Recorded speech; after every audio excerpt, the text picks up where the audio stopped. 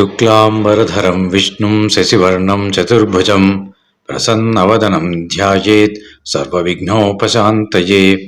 వ్యాసం వసిష్ఠనప్తారం శక్తేః పౌత్రమకల్మషం పరాశరాత్మజం వందే సుఖతాతం తపోనిధిం.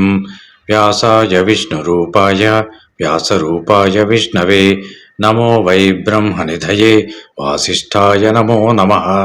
మాఘమాసం ఈరోజు 12వ రోజు. మాఘ పురాణమునందలి 12వ అధ్యాయం శూద్ర దంపతుల కథ గురించి మనం తెలుసుకుందాం. వశిష్ఠ మహర్షి దిలీపుడితో, ఓ మహారాజా, మరి యొక్క కథను వినము.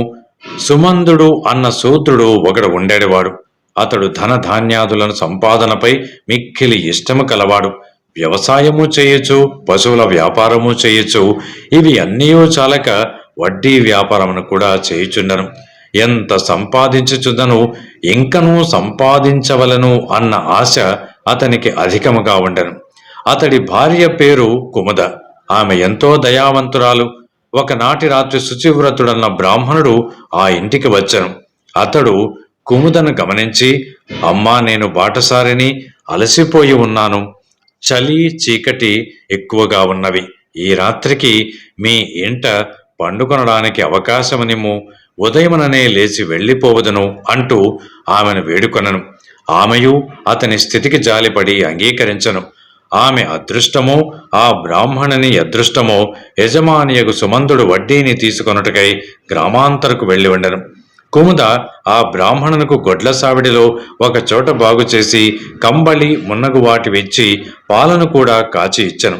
ఆ బ్రాహ్మణుడు ఉదయముననే లేచి హరినామస్మరణ చేయుచు శ్రీహరి కీర్తనలు పాడుచుండను. ఆ అమ్మాయి కుముద, ఓయి, నీవు ఎచ్చటి నుండి వచ్చుచున్నావు, ఎచ్చటికి వెళ్ళుచున్నావు అని అడిగను. అప్పుడు అతడు, తుంగభద్రా తీరము నుండి శ్రీరంగ క్షేత్రమునకు పోవుచున్నాను తల్లి. మాఘమాసమున నదీ స్నానము చేసిన ఎంతో పుణ్యము కలుగును, అందులకై ఇట్లు వచ్చి తిని అంటూ సమాధానమిచ్చను. ఆమె అడుగగా మాఘమాస స్నానమహిమను కూడా చెప్పెను. కుముదయు మాఘస్నానము చేయుటకై నదికి పోవలయను అంటూ కోరెను. తానును వానితో కలిసి నదికి వెళ్లి స్నానము చేసి రావలను అంటూ ఆమె అనుకొనెను. తన అభిప్రాయమును చెప్పగా బ్రాహ్మణుడు ఎంతగానో సంతోషముతో అంగీకరించను.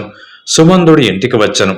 కుముద నదీ స్నానమునకు పోచుంటునని భర్తకు తెలిపెను. సుమందుడును నదీ స్నానము వలదు, అనారోగ్యము కలుగును అంటూ పలికెను.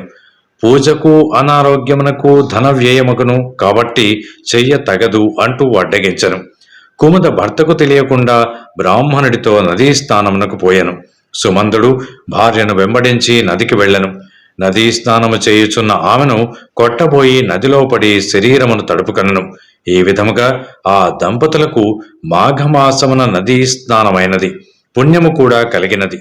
సుమందుడు భార్యను తిట్టుచు కొట్టుచు ఇంటికి తీసుకుని వచ్చెను. ఆ బ్రాహ్మణుడను స్నానము చేసి దేవతార్చన చేసుకుని తన దారిన తాను వెళ్ళిపోయెను. కొంతకాలమునకు సుమందుడు అతడి భార్య మరణించిరి. యమభటులు వచ్చి యమలోకమునకు తీసుకుని వెళ్చుండిరి. ఈ లోపున విష్ణుదూతలు విమానముపై వచ్చి కుముదను విమానమెక్కించుకొని ఆమె భర్తను యమభటులకు అప్పగించిరి. అప్పుడు ఆమె, ఓ విష్ణుదూతులారా, నా మాటను వినుడు. నా భర్త చేసిన పాపములకు ప్రతిఫలముగా యమలోకమునకు తీసుకొని పోవబడుచున్నాడు. అతని భార్యనగు నేనును వానికి భయపడి ఏ పుణ్యకార్యమును చెయ్యలేదు.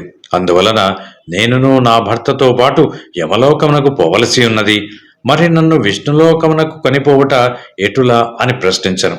అప్పుడు విష్ణుదూతలు, అమ్మా, నీవు దుష్టుని భార్యవై వాడి సహధర్మచారిణిగా నరకమునకు పోవలసి ఉన్నను. నీ భర్త దుష్కార్యములతో నీకు ఎట్టి సంబంధము లేదు. నీ భర్త చేయు చెడు పనులు నీకిష్టము కాకున్నను భయము వలన కాని పతిభక్తి వలన కాని నీ భర్తకు నీవు ఎదురు చెప్పలేదు. కావని మనస్సులో వాని పనులకు నీవు ఎంతగానో వ్యతిరేకివి. అందువలన నీవు పాపివి కావు. అంతేకాకుండా మాఘమాస స్నానమును కూడా మనఃపూర్వకముగా భక్తితో చేసేదివి కావున నీవు పుణ్యము పొందితివి. ఈ భర్త అట్ల కాదు. కావున నీవు విష్ణులోకమునకు తీసుకొని పోవబడుచున్నావు. నీ భర్త తన దుష్కర్మలకు తగినట్లుగా యమలోకమునకు పోవనని పలికిరి. అప్పుడు ఆమె, నన్నులాగుచు నా భర్తయు నీటిలో మునిగను కదా. మా పెనుగులాటలో 3 మార్లు ఆయన కూడా నీట మునిగను కదా. బలవంతముగా చేసినను ఇష్టము లేకుండా చేసినను మాఘమాస స్నానము పుణ్యప్రదమందురు కదా. ఆ విధముగా చూచినచో నాపై కోపమున నన్ను పట్టుకుని నీటిలో ముమ్మారు మునిగి లేచిన నీ భర్తకు మాఘమాస స్నాన ఫలము రావలను. అయినను నాతో పాటు విష్ణులోకమునకు రావలను కదా అని విష్ణుదూతలు ఆమెకు సమాధానము చెప్పలేకపోయిరి. యమదూతలతో యమలోకమునకు పోయి ప్రాణుల పుణ్యపాపముల పద్దును వ్రాయి చిత్రగుప్తుని వద్దకు వెళ్ళిరి. అతనికి ఈ సమస్యను వివరించి పరిష్కారమును కోరిరి. అప్పుడు ఆ చిత్రగుప్తుడును సుమందుని పుణ్యపాపముల పట్టికను చూసి సుమందుని పట్టికలో ఉన్నటువంటి పాపములే కాని మాఘమాసమున నదిలో స్నానము చేయుచున్న భార్యను కోపముతో కొట్టబోయి నదీ జలమున పడుట, నీటిలో మునుగుచున్న ఆమెను పట్టుకుని తీరమునకు తీసుకుని రావలయను అన్న ప్రయత్నమున నీటిలో పలుమార్లు మునిగి తేలుట వలన అతడు ఇష్టము లేకున్నను అప్పటికప్పుడు బలవంతముగా మాఘమాసమున నదిలో పలుమార్లు మునుగుటచే అతని పాపములు పోయి విష్ణులోక ప్రాప్తిని పొందవలసి ఉన్నది అంటూ నిర్ణయించను. విష్ణుదూతలు కుముద తెలివితేటలకు ఆశ్చర్యపడి ఆమెను చూచి ఇట్లు పలికిరి. కుముదను ఆమె భర్తను విష్ణులోకమునకు కొనిపోయిరి. రాజా, అప్పటికప్పుడు బలవంతముగా ఒక్కమారు చేసిన మాఘమాస స్నానమునకు ఫలముగా పూర్వము చేసిన పాపములన్నీ పోయి విష్ణులోకమునకు చేరు పుణ్యము వచ్చినచో మాఘమాసమంతయు నదీ స్నానము చేసి ఇష్టదేవతల అర్చన చేసి మాఘ పురాణము చదువుకునిన లేదా వినిన యథాశక్తి దానములు చేసిన వారికి పుణ్యము ఎంత ఉండునో ఆలోచింపము. మానవుడు తెలిసి కాని తెలియక కాని బలవంతముగా కాని దుష్కార్యములు చేసి పాపమును పొందును. అట్లే ఈ విధముగా చేసిన సత్కార్యమును పుణ్యము వచ్చును. విచారింపగా కర్మ పరంపరాగతమైనటువంటి మానవ జన్మ దుఃఖభూయిష్టము పాపబహుళము. ఎట్టి వారికి చెడు కార్యముల యందు ఆసక్తి లేదా చెడు పనులు చేయు వారితో సాంగత్యము కలుగుట సహజమే కదా. తప్పనిసరి అయి పాపకార్యములకు దూరము కాలేని వారు సత్సాంగత్యమును పొందవలెను.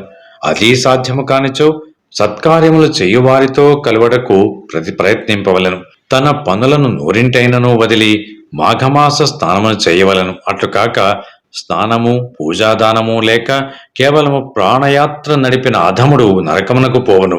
ఈ మాఘమాసమునందు ఒక దినమైనను మాఘ స్నానము, పూజ, పురాణ శ్రవణము, దానము యథాశక్తిగా పాటించిన వాడు ఇప్పుడు చెప్పుకున్నటువంటి పాపములన్నీ అతని దూదిపింజవలే ఎగిరిపోవను.